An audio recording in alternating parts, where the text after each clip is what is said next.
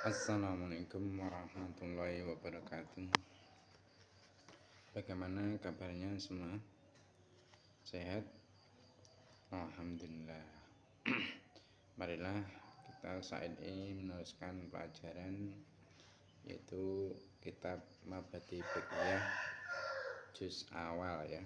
Kitab Mabadi Fiqhiyah juz awal yang mana pada saat ini yaitu halaman 9 yang masih menerangkan tentang adzan dan iqamah,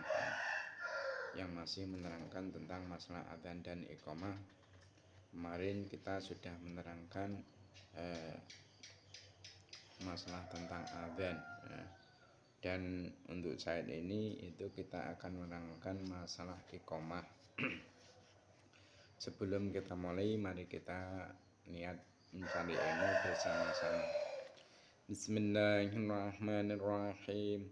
Nawaitu talabal ilmi izalata jahli an namsi man sa'iri juhali wa ihya'ad dini wa ibqa al-islami bil ilmi wa daral akhirati wa ridallahi ta'ala wa syukran ala ni'matil aqli wa ni'matil sihatil badani fadlillahi ta'ala ila hadratin nabil mustafa sayyidina Muhammadin sallallahu alaihi wasallam wa ala alihi wa ashabihi wa azwajihi wa dzurriyyatihi wa ali baitikram wa naqsu khususan khasatan ila musnad hadza kitab Mabadi Fiqih Umar Abdul Jabbar wa jami' talamiti wa masyayikhina wa mu'alifil kutub allati ta'alamna wa alamna sallallahu ta'ala Allahumma al-fatihah. A'udzu billahi minasy syaithanir rajim. Bismillahirrahmanirrahim. Alhamdulillahirabbil alamin. Arrahmanir rahim. Maliki yaumiddin. Iyyaka na'budu wa iyyaka nasta'in. Ihdinas siratal mustaqim. Siratal ladzina an'amta 'alaihim ghairil maghdubi 'alaihim waladdallin. Rabbi firli wal walidayya walil mu'minina amin. Bismillahirrahmanirrahim. Qala al-musannifu rahimahumullah ta'ala wa nafa'na bi'abi ulumi fid dharain amin. Untuk sekarang menerangkan masalah iqamah ya. Kemarin sudah kita bahas masalah bab adzan. Namun walaupun sudah kita bahas, mungkin perlu saya ingatkan kembali, usahakan masalah adzan yang dikumandangkan dengan memakai pengeras, usahakan yaitu tepat waktu dan jangan sampai molor waktunya. Kenapa? Karena masalah adzan ini hikmah yang terkandung di dalam masalah adzan itu, kalau di dalam kitab Takriratus Sadidah diterangkan yaitu ada 4 faedahnya. Apa? Nomor 1 yaitu iklam dukhulul waktu, memberitahu tentang masuknya waktu sholat. Makanya usahakan adzan itu tepat waktu ya. Kalau nanti tidak tepat waktu, mungkin pelaksanaan adzan sebelum masuk waktu sholat, ini akan menjadikan fatal. Mungkin orang yang buru-buru mau bepergian, tapi dia berangkatnya menunggu waktu sholat masuk, setelah itu dia sholat langsung pergi. Nah, kalau adzan itu sebelum masuknya waktu sholat, otomatis dia mendengar seperti itu, apalagi orang awam, langsung menjalankan sholat, setelah itu pergi. Padahal kita tahu melakukan sholat yang belum masuk waktu itu akan menjadikan dosa. dan juga sholatnya tidak sah. Nah, ini nanti siapa yang menanggung dosa sholat yang ia lakukan tidak tepat waktu, maksudnya belum masuk waktu tadi. Nah, siapa yang nanggung? Ya otomatis kan yang tukang adzan juga itu, yang tukang adzan dan juga orang yang melakukan. Makanya hati-hati masalah adzan ini, usahakan tepat waktu. Begitu juga jangan sampai molor. Jangan sampai molor, apalagi sampai molor yang lama. Ini jangan sampai, usahakan tepat waktu. Karena apa? Tujuan dari adzan adalah untuk i'lamu dukhulil waqti, memberitahukan tentang masuknya waktu sholat. Yang kedua apa? Hikmah yang terkandung, yaitu dakwatu jamaah, mengajak orang untuk berjamaah. Makanya masalah adzan ini disunahkan sekeras-kerasnya. Adzan dengan secara sekeras-kerasnya, mungkin sampai dimasukkan ke speaker atau toa. Makanya masalah adzan itu juga disunahkan. Kalau memang ada tempat yang tinggi, mungkin masjidnya itu bertingkat, maka adzannya di tingkat yang paling atas. Tujuannya apa? Yaitu supaya suaranya itu lebih luas jangkauannya. Atau kalau memang tidak ada tingkatnya, tidak ada tempat yang paling atas, mungkin nggak ada menara atau masjidnya nggak tingkat, yaitu sunnah adzan di depan pintu. Intinya suaranya biar keluar, jangkauannya bisa luas sampai seperti itu. Karena apa? Ya memang itu untuk dakwatu jamaah, mengajak orang untuk berjamaah. Nah, hikmah yang ketiga yang terkandung di dalam adzan apa? Yaitu i'lam mawadhi'il jamaah, memberitahu tempat untuk jamaah. Bahasanya sumber di mana adzan dikumandangkan itu di sana didirikan sholat berjamaah. Makanya bagi siapa yang ingin melakukan sholat jamaah, dia diberi tahu tempatnya mana, yaitu tadi sumber dari adzan tadi. Makanya nanti biasanya kalau orang yang lagi lewat atau mungkin dia bepergian, ini dia ingin melakukan jamaah, tapi mungkin dia nggak tahu tempatnya. Karena apa? Tempatnya asing. Karena ketika sudah terdengar adzan, dia akan mencari sumber adzan tersebut dan ingin melakukan sholat berjamaah. Itu hikmahnya. Ya, hikmah yang terakhir apa? Syiarul Islam. Itu termasuk adzan syiar Islam. Makanya disunahkan keras, walaupun toh banyak orang yang membenci adzan yang tepat waktu, adzan yang dilantunkan dengan keras, itu enggak masalah, jangan dihiraukan, tetap lakukanlah kesunahan tersebut, lakukanlah. Bahkan sampai diancam bagi orang yang sengit dengan adzan. Itu nanti diperinci hukumnya. Kalau memang itu dia sengit, geding, benci terhadap adzannya, dia termasuk murtad, keluar dari Islam. Kenapa? Karena itu syiar Islam adzan itu. Tetapi kalau dia itu membenci bukan adzannya, yang dibenci tukang adzannya, mungkin menurut mereka adzannya itu suaranya jelek, atau dia memang sudah ada dasar benci kepada orang yang adzan itu. Maka kalau seperti itu hukumnya apa? Orang yang membenci orang yang adzan ini termasuk dosa. Karena apa? Karena yaitu menyakiti orang Islam, menyakiti sesama muslim. Makanya melihat hal yang seperti itu, usahakan adzan itu tepat waktu.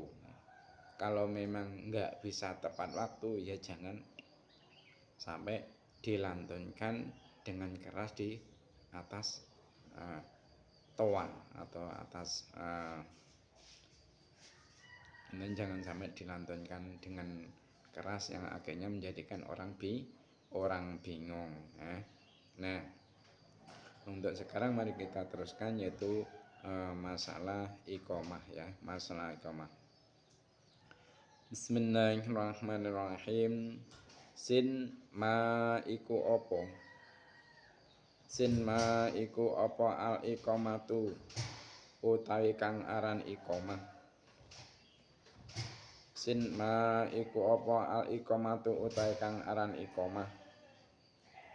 Jawab Jim. Ya utai al iqamah. Ya utai al iqamah iku Allahu akbar lafaz Allahu akbar ila akhirih. Allahu utai Allah. Allahu utai Allah iku akbaru kang luwih agung. Iku akbaru kang luwih agung. Allahu utai Allah. Allah utai Allah iku akbaru kang luwih agung. Asyhadu naksani sapa ingsun. Asyhadu naksani sapa ingsun an ing temen setune kelakuan. An ing temen setune kelakuan. Iku la ilaha ora ana pangeran kang hak den sembah iku mujud. Iku la ilaha ora ana pangeran kang hak den sembah iku mujud illallahu angin Allah. Illallahu angin Allah. Asyhadu naksani sapa ingsun. Asyhadu naksani sapa ingsun anna Muhammadan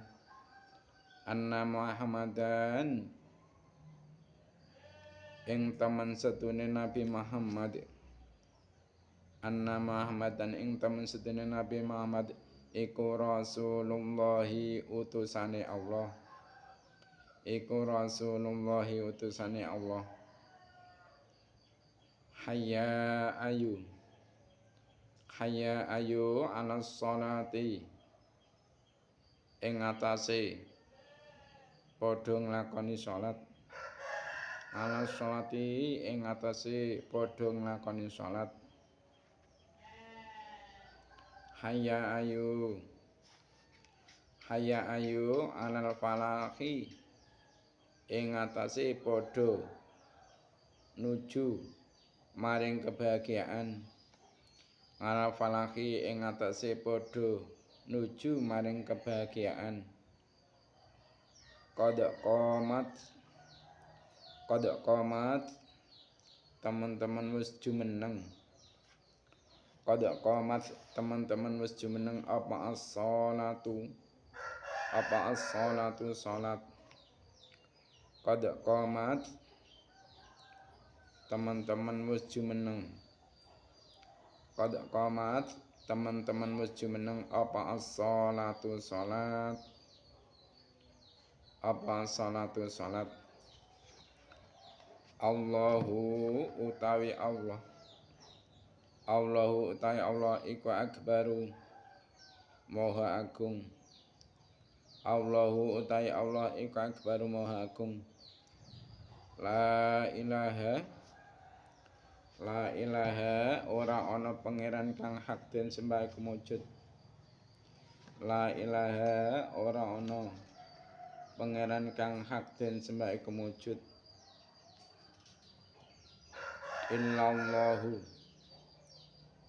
Illallahu angin Allah. Illallahu angin Allah. Jadi untuk sekarang yaitu menerangkan masalah iqamah Di situ ada pertanyaan sin ma al iqamatu. Apakah iqamah itu? Apakah iqamah itu? Jawabnya jim ya Allahu Akbar, Allahu Akbar. Iqamah adalah melafadzkan lafadz Allahu Akbar sampai akhir ya, sampai akhir.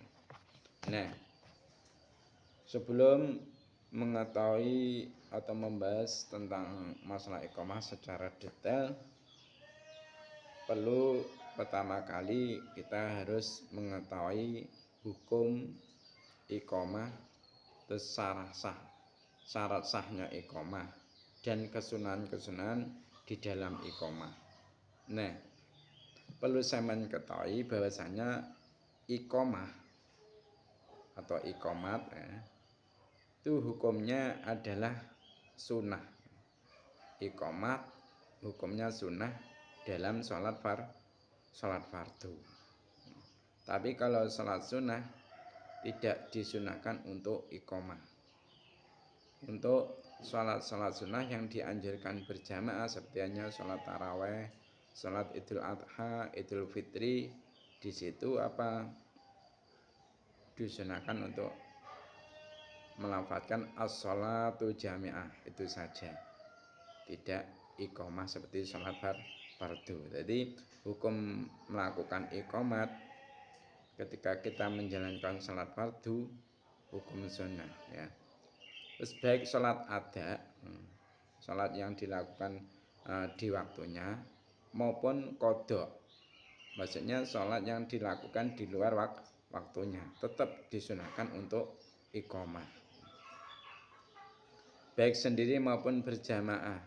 Baik kita melakukan sholat fardu dengan sendiri, ya, mungkin mau ke masjid, ternyata hujan.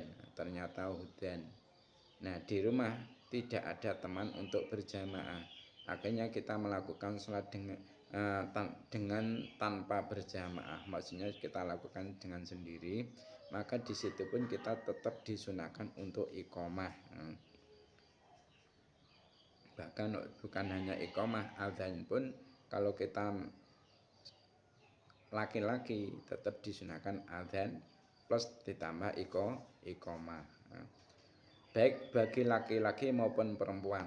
Jadi kalau masalah iqamah ini tidak hanya laki-laki saja yang disunahkan untuk iqamah, perempuan pun disunahkan. Umpama ada kelompok perempuan, ini ada orang perempuan semua, tidak ada laki-lakinya, terus melakukan jamaah, sholat berjamaah, imamnya perempuan, makmumnya juga para perempuan, maka di sini disunahkan bagi mereka untuk melakukan iqamah. Tapi kalau adanya enggak usah. Ya, itu. Jadi baik kamu sholat sendirian, berjamaah, baik itu sholat adha ataupun sholat qadha, ini baik laki-laki atau perempuan tetap disunahkan untuk iqamah. Nah, sekarang membahas masalah syarat-syarat sah iqamah. Syarat sah iqamah, maksudnya iqamah itu bisa dianggap sah jika memenuhi syarat-syarat ini. Syarat-syaratnya apa? Syarat-syaratnya orang yang melantunkan lafadz iqamah itu harus orang Islam. Maka kalau orang kafir melakukan iqamahnya tidak dianggap sah. Kedua apa? Syaratnya harus tamyiz. Harus tamyiz. Ukuran tamyiz itu bagaimana? Yaitu sekira anak itu sudah berumur 7 tahun Hijriah dan dia sudah mandiri. Maka jika ada anak sudah memenuhi dua syarat tersebut, umurnya 7 tahun Hijriah, terus sudah mandiri, maka anak tersebut kategori sudah tamyiz. Tapi kalau dua syarat itu ada salah satu syarat yang tidak terpenuhi, dia belum dianggap tamyiz. Maka jika melakukan iqamahnya belum dianggap sah. Contoh, ada seorang anak umurnya 7 tahun Hijriah, tapi dia belum bisa mandiri, maka masih harus didulang. kudu didulang karo wong tuane. Cebok pun masih harus diceboki orang tuanya. Kenapa dia cebok sendiri belum bisa? Nah, mungkin setianya anak yang itu idiot ya, idiot. Ada umurnya lebih dari 7 tahun. Maka yang seperti itu bukan termasuk tamyiz. Atau dia sudah mandiri, makan sudah bisa sendiri, cebok sudah bisa bersih, suci, pokoknya sudah bisa mandiri, tapi umurnya masih kurang dari 7 tahun, mungkin umurnya masih 6 tahun. Nah, seperti itu pun juga belum dianggap tamyiz. Terus yang nomor 3, syaratnya harus tertib. Iqamahnya harus tertib. Kalau masih diblejok-blejok, yang mestinya pertama malah diakhirkan, atau mestinya yang kedua malah didahulukan, maka tidak sah iqamah tersebut. Nah, yang keempat, syarat sahnya iqamah yaitu tidak ada jeda antara lafaz-lafaz iqamah yang satu dengan lafaz yang iqamah yang lainnya. Terus yang kelima, syarat sahnya iqamah yang kelima yaitu masuk waktu sholat. Kalau iqamah belum masuk waktu sholat, ya nggak sah iqamahnya. Nah, sekarang syarat yang ke-7, syarat ke-6 ya. Syarat ke-6, syarat sahnya iqamah yaitu bersambung antara iqamah dan sholat. Maksudnya apa? Setelah iqamat itu harus cepat-cepat melakukan sholat, jangan sampai ditunda yang lama. Kalau sampai ditunda dengan waktu yang lama, maka harus qomat kembali. Berbeda kalau jedanya ini untuk kemaslahatan sholat, mungkin setelah iqamat ini imam masih harus mengatur barisan. Akhirnya mungkin orangnya itu banyak, mengatur barisan sampai membutuhkan waktu yang lama. Ini enggak masalah. Kalau masih berhubungan dengan kemaslahatan sholat, kalau lama, mungkin contohnya tadi mengatur barisan sholat, itu tidak mengapa. Maksudnya apa? Iqamatnya tetap sah. Nah, sekarang kesunahan yang dianjurkan di dalam masalah iqamah. Apa saja? Pertama, ya harus disunahkan menghadap kiblat kalau iqamah. Kedua apa? Suci, maksudnya punya wudu. Nomor 3 apa? Sunahnya yaitu berdiri. Belum toh duduk juga boleh, tapi sunahnya berdiri. Kalau gak punya wudu apa? Sah, iqamahnya sah, tapi gak mendapatkan pahala kesunahan. Apabila tidak menghadap kiblat, apakah sah salat iqamahnya? Sah, tapi tidak mendapatkan pahala kesunahan. Dan yang keempat kesunahan iqamah yang keempat yaitu menoleh ke kanan saat membaca hayya 'alas shalah. Ini enggak sah di tangannya. Hayya 'alas shalah. Itu disuruhkan akan menoleh ke kanan dan menoleh ke kiri saat membaca hayya 'alal falah, hayya 'alal falah gitu. Nah, kesunahan yang kelima yaitu tartil. Maksudnya apa? Membaca dengan perlahan dan memenuhi hak huruf yang semestinya dari makhraj serta panjang pendeknya. Ini harus disunahkan tartil. Terus kesunahan yang keenam yaitu sunah dengan suara yang keras dan bagus. Suaranya keras, sekira orang yang ikut berjamaah itu mendengar iqamah tersebut dan suaranya bagus. Terus yang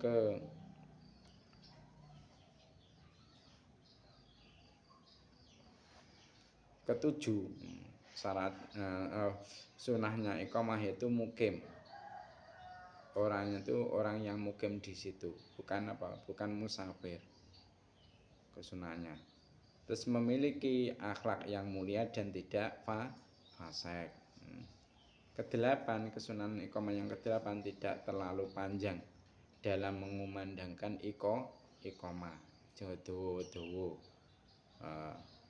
Muga lagune po enak dawa-dawakne niku aja.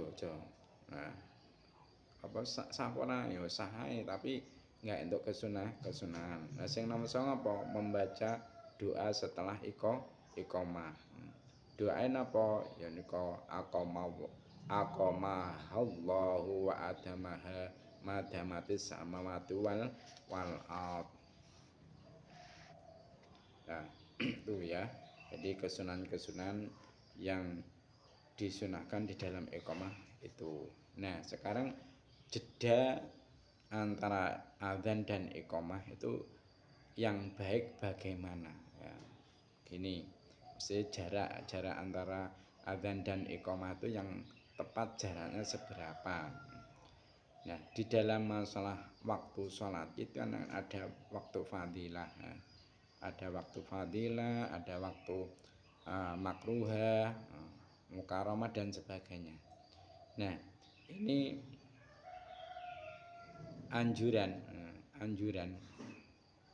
untuk mendapatkan waktu fadilah yaitu jeda atau jarak antara adzan dan iqamah yaitu sekira sehabis adzan ini melakukan wudu terus plus menutup aurat plus melakukan sholat qobliyah, sholat sunnah qobliyah setelah itu adzan ya. Jadi jaraknya kurang lebih ya mungkin kalau di meniti ada 10 menit ya, 10 menit ya, kurang lebih 10 menit jarak antara adzan dan iqamah. Tapi kalau bisa ini nanti mungkin musyawarah dengan orang-orang yang jamaah di situ. Biar apa? Biar nanti masjidnya tuh bisa rame. Ini musyawarah. Ini bagaimana masalah jarak adzan dan iqamah ini dibuat seberapa jaraknya? Apakah 10 menit apa 15 menit? Kalau memang setuju 15 menit ya dibuat 15 menit. Jadi nanti setelah adzan tepat waktu orang itu enggak bertanya-tanya, apalagi orang yang sibuk. Nah, nanti dia buru-buru menutup tokonya, mungkin yang jualan, ternyata mau ikut jamaah setelah adzan enggak diiqamati sampai lama, sampai berjam-jam.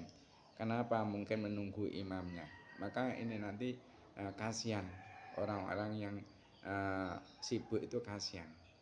Nah, untuk biar orang itu senang berjamaah dibuat jeda antara adzan dan iqamah yang tepat mungkin ya 10 menit jaraknya atau 15 menit biar nanti orang itu mama sibuk mau ikut jamaah dia bisa memperkirakan aku nanti ikut jamaah segi waktunya mungkin segini ya. Ini nanti bisa diperkirakan akhirnya dia senang untuk jamaah di situ karena tepat waktu. Jadi masalah pelajaran saat ini mungkin itu saja karena waktu sudah habis. Mungkin kalau kurang jelas bisa kita bahas lagi pada pertemuan yang akan datang. Untuk sekarang ini yaitu sesi tanya jawab. Seperti biasa pertanyaannya ada 5 ya. Sudah siap? Pertanyaan yang nomor 1. Pertanyaan nomor 1.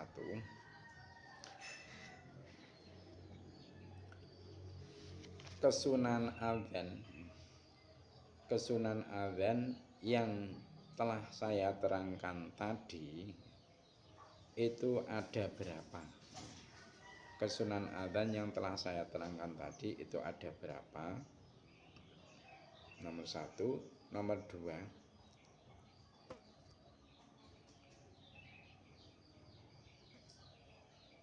tamyiz Islam tertib itu merupakan syarat sahnya iqamah atau bukan? Pertanyaan yang nomor 3.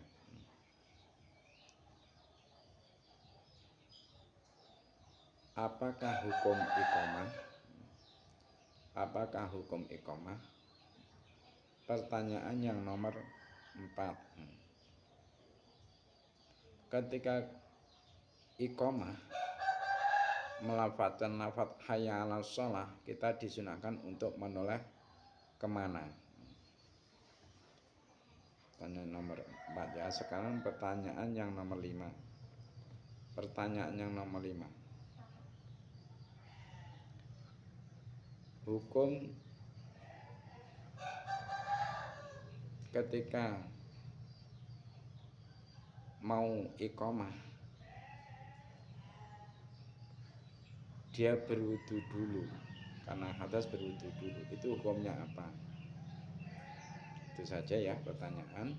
Mari kita tutup pertemuan kali ini dengan membaca doa kafaratul majelis. Subhanakallahumma wa bihamdika asyhadu an la ilaha illa anta astaghfiruka wa atubu ilaik. Cukup sekian dari saya, ada kurang lebihnya mohon maaf. Wassalamualaikum warahmatullahi wabarakatuh.